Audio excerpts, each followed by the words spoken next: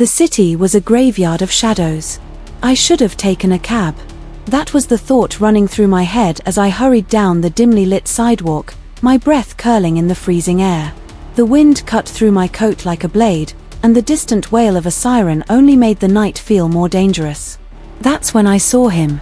A man, hunched against the cold, his body wrapped in a tattered jacket that had long since lost its color. His face was gaunt, his beard streaked with gray, but his eyes, those were what stopped me. They weren't the hollow, defeated eyes of a man who had given up. They were alive. Watching, waiting for me. I hesitated, my fingers instinctively tightening around the $5 bill in my pocket. I wasn't rich, but I could spare it. Before I could pull it out, he spoke. "You." His voice was rough, like gravel under tires. Not pleading. Not desperate. Certain. I froze. He reached into his coat, slowly, deliberately, and pulled out a folded piece of paper, yellowed at the edges, creased as if it had been opened and refolded 100 times. He held it out to me. "Take it." I should have walked away. New York had taught me better than to accept mysterious objects from strangers. But something in his gaze held me there. I took the note. The moment my fingers brushed against it, his hand clamped down on my wrist with surprising strength. His nails dug into my skin, his breath hot and sour as he leaned in. "Don't open it until midnight." Then, just like that, he let go.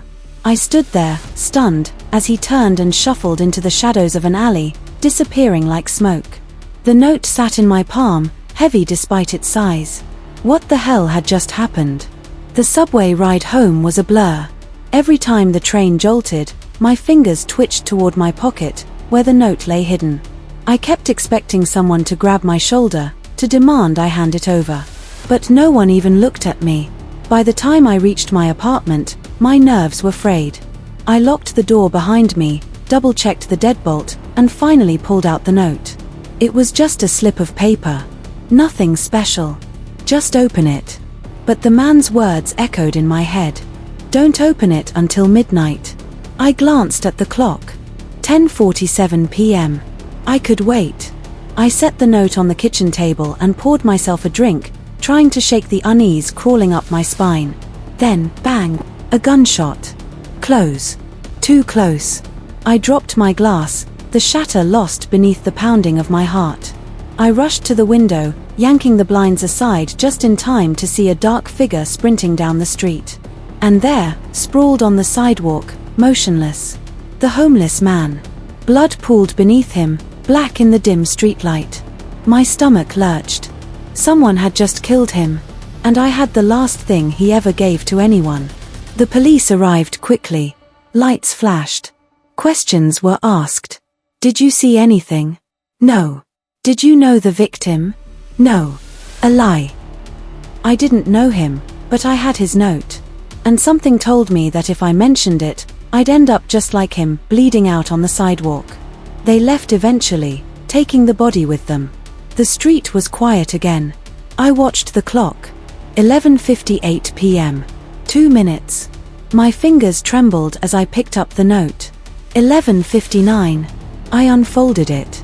The handwriting was jagged, rushed, as if written in panic. "They killed her. You're next." Ice flooded my veins. "Huh? Who?" Then, my phone buzzed. An unknown number. A single message. "You shouldn't have taken the note." I didn't sleep that night. Every creak of the building, every distant siren, sent my heart into overdrive. Who had sent that text? How did they know? And who was her? By dawn, I was exhausted but wired, my mind racing. I needed answers.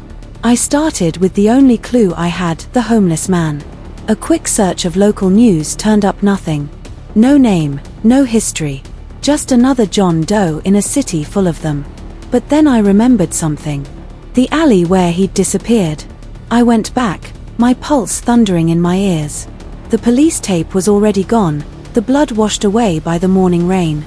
I searched the ground, the dumpsters, the cracks in the pavement until I saw it. A symbol, scratched into the brick wall.